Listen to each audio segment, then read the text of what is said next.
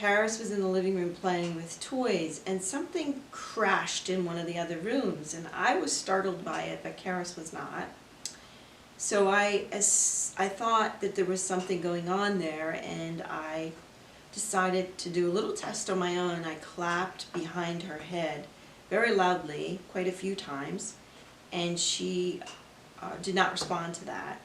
So I then suspected that she in fact had a hearing loss. And it was right before her father came home. I remember him walking into the hallway, and he looked at me and he knew something was wrong, and he said, "What's wrong?" And I looked at him and I said, "I think Carys is deaf."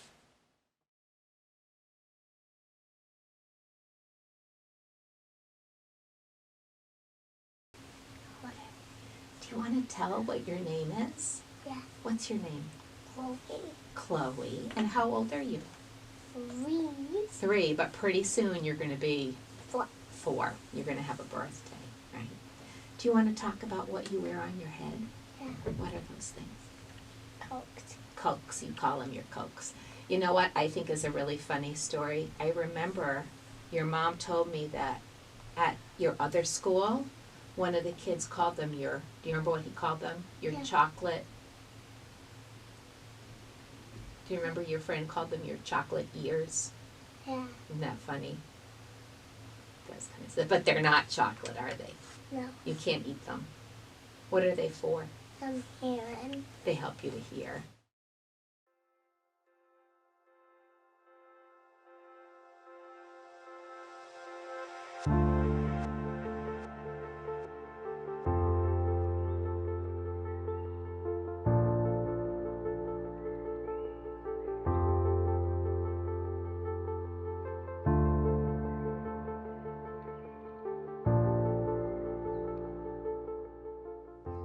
Why don't we put it in the movie so you can show your beautiful cokes. Right, there's one. And yours look kind of different than some kids. Do you know what this kind is called? Yes. Do you know? It's Yes. called a canzo. Those are called canzos. Yeah. So I was wondering if you remember when you were a baby, before you could hear, you had some hearing aids, but they didn't work. You couldn't hear. And before you got your cokes, you used to use sign language. Do you remember? Yes. I wonder if you remember any signs. Do you remember the sign for more? Yeah. What's the sign for more? Like that, yeah. And you used to sign all done. Do you remember how to sign all done? All done, like that. What else did you sign? Do you remember signing mommy? Yeah. Do you remember that sign? How do you sign mommy? That's daddy, but that's good. There's mommy. Yeah, you remember.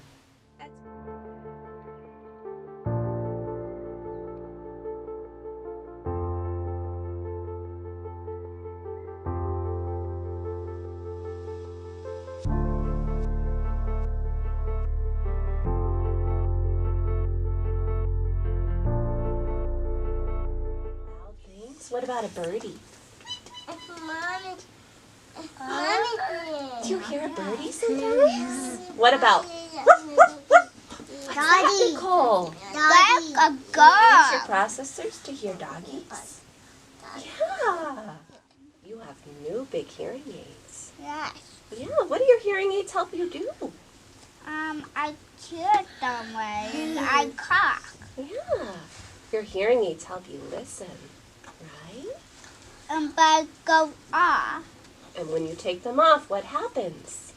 the battery. You need a new battery, and you can't Cheer. hear. Can't hear.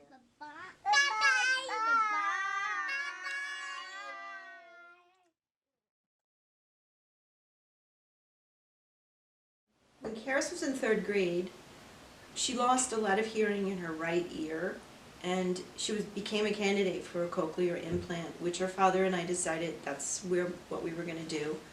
So she went in for surgery, and I remember being very concerned about anesthesia. I remember taking her in, and she was so brave. And then when they administered the anesthesia, she started to cry, And I remember I was trying to be really brave, but I was also worried, and I didn't cry until I left the room, and then I was worried. I remember it felt like it took a long time, and when we finally were able to come back to the recovery room to see her, she was wrapped in a blue bandage. She had a little teddy bear with her with a blue bandage, and she was really out of it, and it was quite scary. She did not have any of the side effects that you can have from a cochlear implant from the surgery.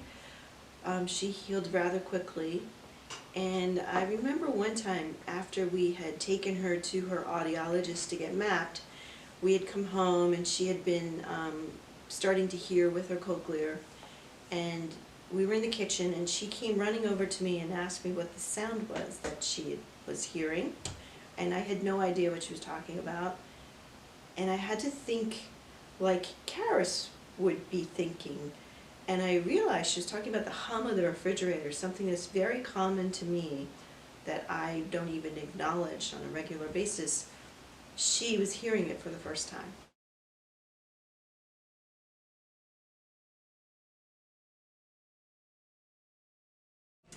So my name is Emmy Stammel, and my daughter Claire is an 8-year-old in the 2nd grade. And she's a wonderful, happy kid with a lot of friends. She's really smart and silly. And she was diagnosed with hearing loss actually not until she was 22 months, which is rare these days because most kids who are born hard of hearing or deaf are diagnosed at birth with the newborn hearing screening. But it wasn't until Claire was almost 2 that I realized that she needed to be tested. And so her diagnosis is that she has bilateral, so both ears, moderately severe sensory neural hearing loss. And she's wonderful and doing great.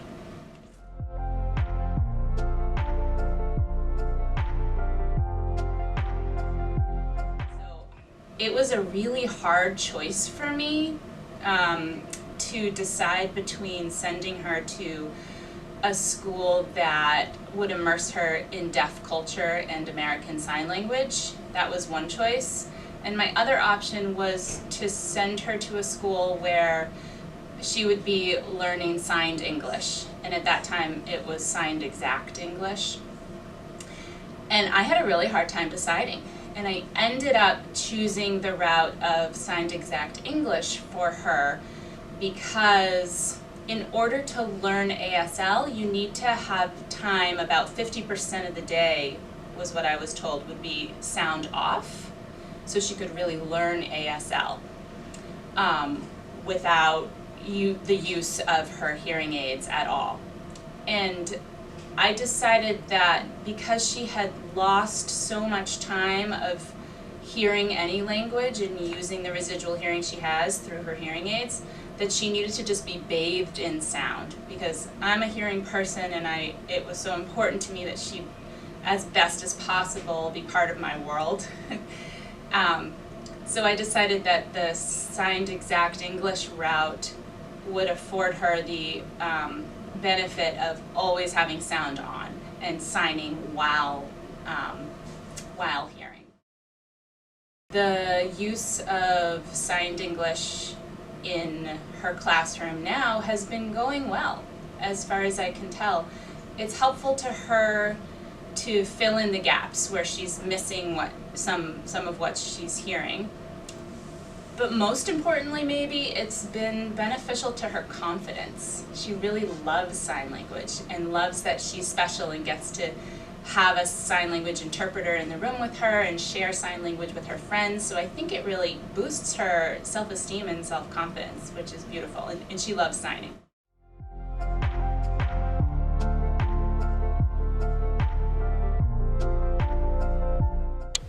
My name is Sarah Carlton. I'm a 2nd grade teacher at Jackson Street Elementary School, which is a public school in Massachusetts.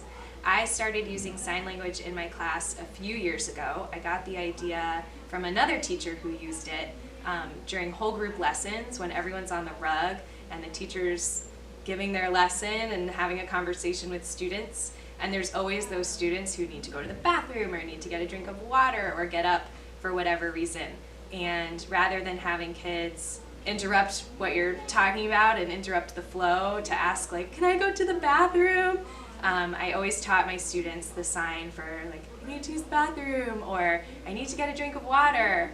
And then the response, yes, no, or ask me later, so as not to interrupt all the lessons. And that was always great, and the kids always really loved it. And then one year I was told that I would have a student who was hard of hearing and used sign language to support her learning. And I thought, well, this is a great opportunity to start using a lot more sign in my classroom. And rather than having just one student using this particular tool, to have the whole community be a part of it. And that's really about a full inclusion model. If you have a student who's using something, why not just let everyone get involved? And the kids have been really into it. I think they're really proud to be learning something new that not anyone else in the school is learning. They have this special thing about their classroom that's just for them. But it's definitely having a ripple effect. And the music teacher has started using sign and teaching the signs to songs to the whole school. We used it in an assembly. I have kids from other classes ask me about it all the time. I once ran into two of my students outside of school, and they were communicating together in sign, which was really awesome to see. So they are definitely invested in it, and they love learning it. What I hope and intend for the future is that she and I both learn American Sign Language together, so that then she has the option to participate in deaf culture and to be able to communicate without using her technology. That she has the option to unplug, so to speak, and still be able to talk and and communicate with sign language, and I'd like to learn the same. So that's one of my hopes for Claire's future as a deaf person in a hearing world, that she has an option of not being in a hearing world and still participating. And I just also hope that she's always good at self-advocacy, that her confidence stays strong through the years, and that she feels well supported by her peers and her teachers and everyone around her. We worked and played our best all day. We worked and played our best all day. But now it's time for us to say, But now it's time for us to say goodbye, goodbye, my friends. my friends. Goodbye, Goodbye, my friends. my friends.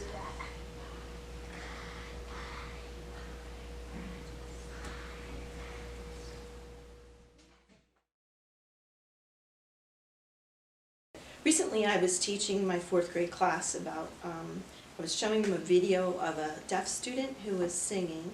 They were very curious about that, and they were wondering how she could sing. And in the video, it shows her feeling the rhythm with her feet. And they were saddened by the fact that she couldn't hear. And so I explained to them that there's other things that she can do. She can feel the rhythm with her feet, something that perhaps we can't do. And I was trying to make them realize, like I learned, that there's so many not advantages, but different ways in which Carys walks in the world that I don't walk that way, and she has taught me that because she's deaf.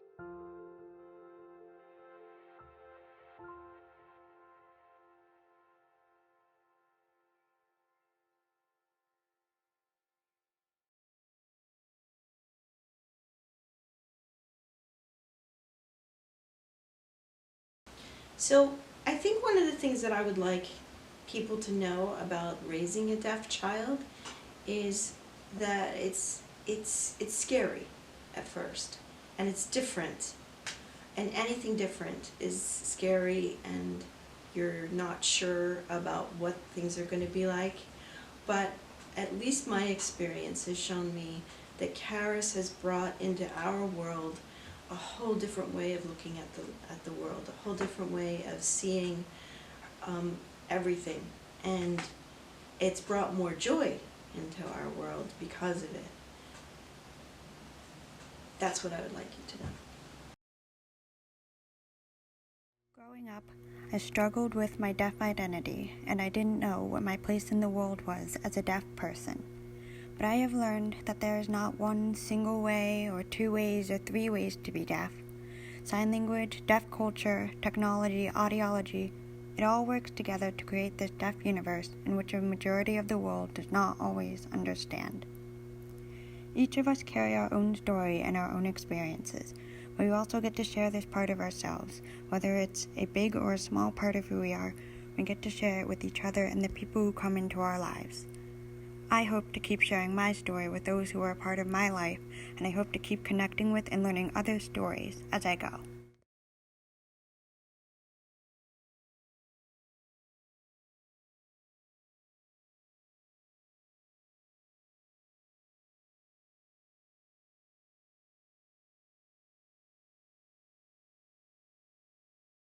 My name is Carys, and I was born deaf. I am deaf in both ears, and deafness is something that I've always lived with. And to me, deafness is just how I interact with the world. It's my experiences, it's a huge part of my story, and it's the stories that I have learned about and connected with and just been a part of. It has allowed me to meet so many incredible people throughout my life, and it's given me a community. It's something that I know that I will always belong to. And yeah, so it's a huge part of who I am, and I didn't always accept that about myself, being deaf, and I'll be honest, I have struggled, but at the end of the day, now I accept who I am, and deafness is who I am, and I think that's pretty awesome.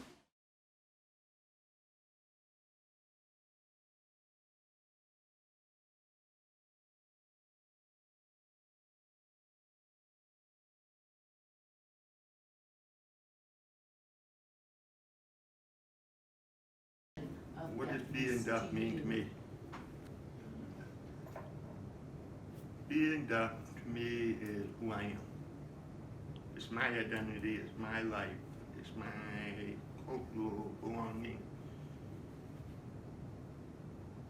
It doesn't define what I can and can't do, but it is an internal part of me. That's what being deaf is about. To me, deafness is a lifestyle, and if I woke up hearing tomorrow, I wouldn't know who I am.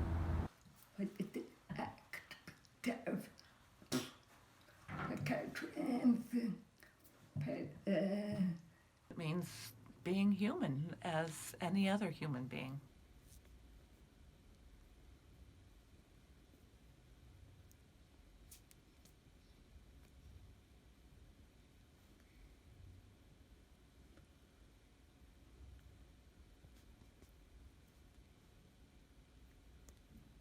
What it means to me is that I just live my life differently in ways that people will probably never understand, but also many others will do.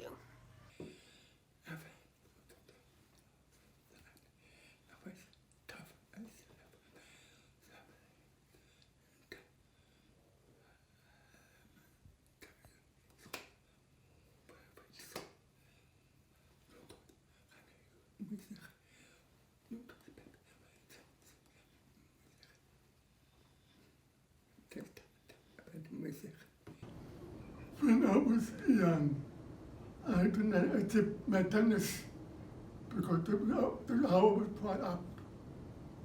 But later on, when I went to college, and I realized that that is who I am.